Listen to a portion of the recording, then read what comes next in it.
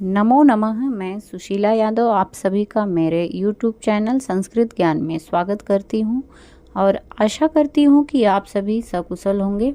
और मैं आप सभी से क्षमा चाहती हूँ कि बहुत दिनों से मैंने कोई वीडियो अपलोड नहीं किया। और आज का जो हमारा टॉपिक है वो है सर्वनाम पद परिचय। संस्कृत में सर्वनाम पद परिचय है आज हम सीखेंगे। जिस तरह आप सभी हिंदी में सर्वनाम सीखते हैं, सर्वनाम यानी कि जो शब्द संज्ञा के स्थान पे प्रयोग किया जाता है उसे हम सर्वनाम कहते हैं। ये तो रही हिंदी की बात, लेकिन संस्कृत में भी हम कुछ शब्दों को संज्ञा के जगह पे प्रयोग करते हैं, लेकिन उसका जो है शब्द रूप चलता है एक वचनम, द्विवचनम और बहुवचनम में, और तीनों लिंगों में, पुल्लिंगम, स्त्रीलिंगम और नपुंसक लिंगों में। तो आइए देखते हैं, आज हम एतत् और तत् का अध्ययन करेंगे। एतत् मतलब होता है यह, दिस, और तत् मतलब होता है वह, दैट। और इसका जो है शब्द रूप चलता है लिंग के अनुसार। जैसे पुल्लिंगम है तो उसके लिए चलेगा एसह, एतौ, एते। एसह एक वचनम, एतौ द्विवचनम, एते बहुवचनम। स्त्रीलिंग है तो उसका शब्द रूप चलता है एषा, एते, एताह। एषा एक वचनम, एते द्विवचनम और एताह बहुवचनम। नपुंसक लिंग है तो उसका शब्द रूप चलेगा एतत्, एते, एतानि। एतत् एक वचनम, एते द्विवचनम, एतानि बहुवचनम। तो आइए देखते हैं, आज हम इन शब्दों से वाक्य बनाते हैं। ठीक है, देखिए जैसे एषः कः, पुल्लिंगम एषः कः, यह क्या है। एषः खगः, खग का अर्थ होता है चिड़िया या पक्षी। एतौ कौ, ये दोनों क्या हैं।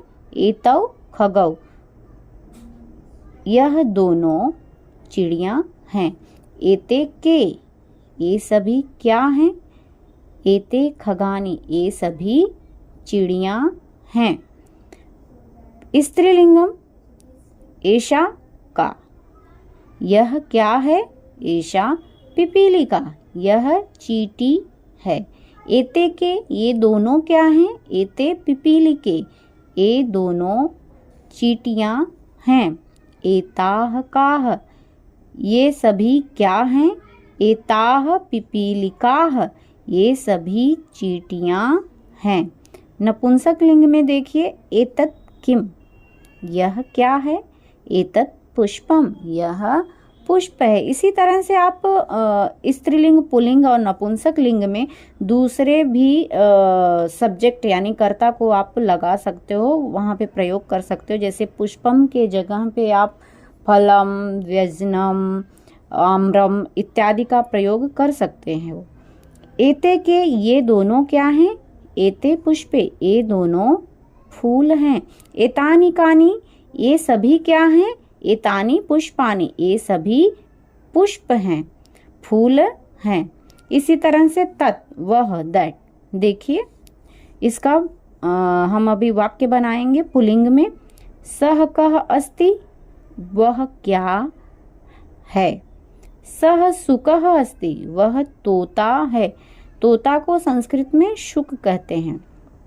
तौ कौ अस्तः, तौ शुकौ अस्तः, वे दोनों क्या हैं। वे दोनों तोता हैं। ते के सन्ति, वे सभी क्या हैं। ते शुकाः सन्ति, वे सभी तोते हैं। अब स्त्रीलिंग में देखिए सा का अस्ति, सा का अस्ति, वह क्या है। सा मक्षिका अस्ति, वह मक्खी है। ते के अस्तः, वे दोनों क्या हैं। ते मक्षिके अस्तः, वे दोनों मक्खियां हैं। ताह काह सन्ति, ताह मक्षिकाः सन्ति, वे सभी मक्खियां हैं। अच्छा, एक बात यहाँ पर ध्यान दीजिए, पुल्लिंगम में ते बहुवचन में होता है, यानी कि 3 या 3 से अधिक है तो वहाँ पे ते लगेगा अगर पुल्लिंग शब्द है तो। लेकिन संस्कृत में ते का प्रयोग द्विवचन में होता है। तो आप पहचान कैसे करोगे। जो करता है सब्जेक्ट है उसके द्वारा कि वो मेल के बारे में कहा गया है या फीमेल के बारे में कहा गया है। अगर मेल है तो वहाँ पे बहुवचनम हो जाएगा ते का अर्थ, और इस फीमेल है तो वहाँ पे द्विवचनम हो जाएगा ते का अर्थ। ठीक है। नपुंसक लिंग देखिए, तत् किमस्ति यानी कि वह क्या है। तत् दाडिमम अस्ति, वह अनार है। आप यहाँ पे आम्रम, कदली फलम और अमरूदह, जाम्बुलह इत्यादि का भी प्रयोग कर सकते हैं। ते के अस्त, वे दोनों क्या है, ते दाडिमे अस्तः, यानी कि वे दोनों क्या हैं, वे दोनों अनार हैं। तानि कानि संति, वे सभी क्या हैं, तानि दाडिमानि संति, वे सभी अनार हैं। अच्छा, एक बात और आप सभी ध्यान दीजिए, कह, कौ, केह, इसी तरह से अस्ति, अस्तः, संति, ये जो आपको शब्द दिखाई दे रहे हैं इसको हम संस्कृत में धातु रूप कहते हैं और हिंदी में क्या होता है, क्रिया। तो जो हमारा अगला क्लास होगा उसमें मैं आप सभी को धातु शब्द रूप सिखाऊंगी कि वो धातु शब्द रूप लिंग और वचन के अनुसार किस प्रकार से चलता है।